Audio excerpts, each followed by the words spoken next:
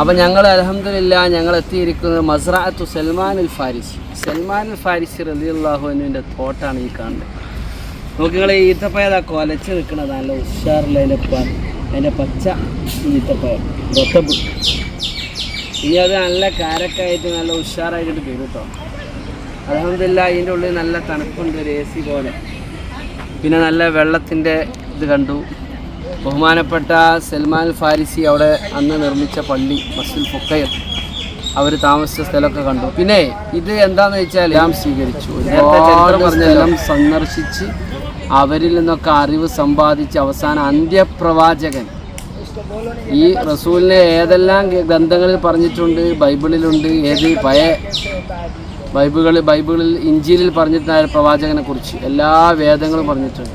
അപ്പോൾ ആ പ്രവാചകനെ അന്വേഷിച്ച് ആ പ്രവാചകൻ എത്തുന്ന സ്ഥലം മദീന, അവിടേക്ക് വണ്ടി കയറിയതാണ് അവർ. അങ്ങനെയാണ് കൊള്ളക്കാർ പിടികൂടിയതും ഉള്ളത് മുഴുവൻ കൊള്ളയടിച്ചു കൊണ്ടുപോയതും അവസാനം ചന്തയിൽ മദീനക്കടുത്തുള്ള ഒരു ഉക്കാദ് ചന്തയിൽ കൊണ്ടുപോയി ആക്കിയതും അവിടെ നിന്നൊരു ജൂതൻ വിലക്ക് വാങ്ങുകയും അദ്ദേഹത്തിന് അടിമയായി സൽമാൻ ഫാരിസിയെ പാർപ്പിക്കുകയും ചെയ്തു.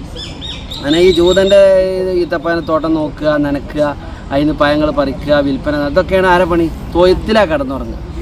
അങ്ങനത്തെ സൽമാൻ ഫാരിസി അവസാന റസൂൽ രണ്ടാളുകൾ ഇങ്ങനെ വരുന്നത് കണ്ടു. അപ്പോൾ സംസാരിക്കുക എന്ത്, ഇവിടെ നാളെ കുറച്ച് ദിവസം കഴിഞ്ഞാൽ ആര് വരും? മുഹമ്മദ് നബി മദീനത്തേക്ക് കുറച്ച് ദിവസം കഴിഞ്ഞാൽ വരുന്നു. അപ്പോൾ സൽമാൻ ഫാരിസി അവരുടെ അടുത്തേക്ക് ചാടി ഇറങ്ങി അവരുടെ അടുത്തേക്ക് പോയി അവരോട് സംസാരിച്ചു. അപ്പോൾ അവരോട് കാര്യങ്ങൾ പറഞ്ഞു, ഞങ്ങൾ മദീനക്കാരാണ്, ഞങ്ങൾ കുറച്ച് ദിവസം കഴിഞ്ഞാൽ ആര് വരും?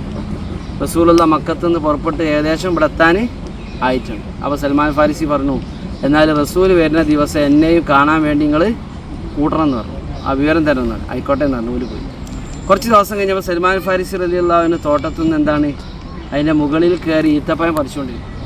ആ പറിക്കണ സമയത്ത് ആണ് ഈ രണ്ടാളുകൾ വന്നുകൊണ്ട് പറയുന്നത് ഇങ്ങനെ, മദീനത്ത് റസൂലുള്ളാഹി സ്വല്ലല്ലാഹു അലൈഹി വസല്ലമ ഇറങ്ങിയിട്ടുണ്ട്, അവിടുത്തെ ഹിജ്റ അവസാനിച്ച് മദീനയിലെത്തിയിട്ടുണ്ട്. നേരെ ഈത്തപ്പഴം പറിച്ചുകൊണ്ടിരിക്കുക സൽമാൻ ഫാരിസിൻ്റെ മുകളിൽ നിന്ന് ചാടിനാ റസൂലിനെ കാണാനുള്ള മഹബത്തുണ്ട്. ഓലെ കൂടെ ഈ ജൂതൻ്റെ കണ്ണ് വെട്ടിച്ചിട്ട്, അത് യജമാനാണല്ലോ, അടിമക്കൊരിക്കലും ഇയാളെ സമ്മതമില്ലാതെ പോകാൻ പറ്റുമോ? സമ്മതം ഏതായാലും കൊടുക്കൂല.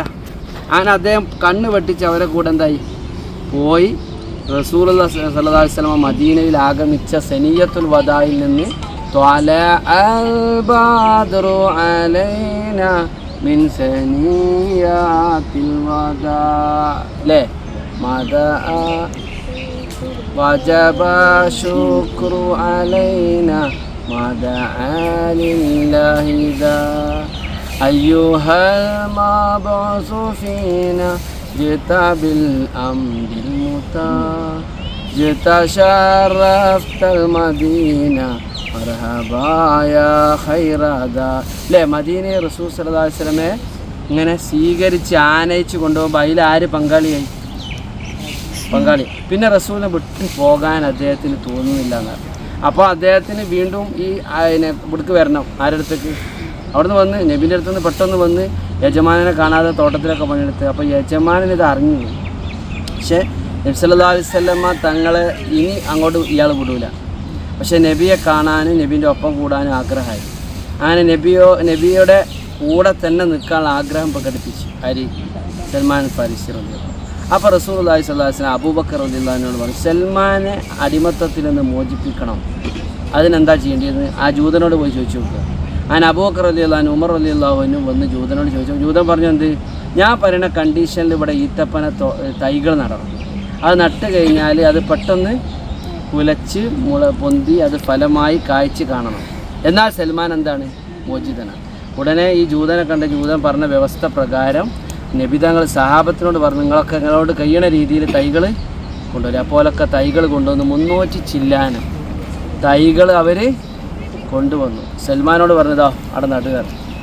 ഓരോ സഹാബികളും ഇങ്ങനെ റസൂലുള്ളാഹി സ്വല്ലല്ലാഹു അലൈഹി വസല്ലമയുടെ നിർദ്ദേശപ്രകാരം ഇതാ ഈത്തപ്പന തോട്ടത്തിൽ എന്തായി ഓരോ തൈകൾ ഇങ്ങനെ വെച്ച് ഇതാണ്ടില്ലേ വെക്കണ്ടേ തൈകൾ വെച്ച് പിടിപ്പിച്ച് ശരിക്ക് 10 കൊല്ലം കൊണ്ട് തൈത്ത് പാകമാകേണ്ട ഈത്തപ്പഴം വെറും 3 മാസം കൊണ്ട് കുലച്ച് പാകമായി അല്ലേ?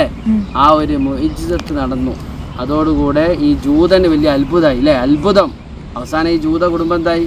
ഇസ്ലാം സ്വീകരിച്ചു. വലിയ ചരിത്രമാണ്. ആ സൽമാൻ അൽ ഫാരിസിയുടെ തോട്ടം എന്നറിയപ്പെടുന്ന തോട്ടമാണ്.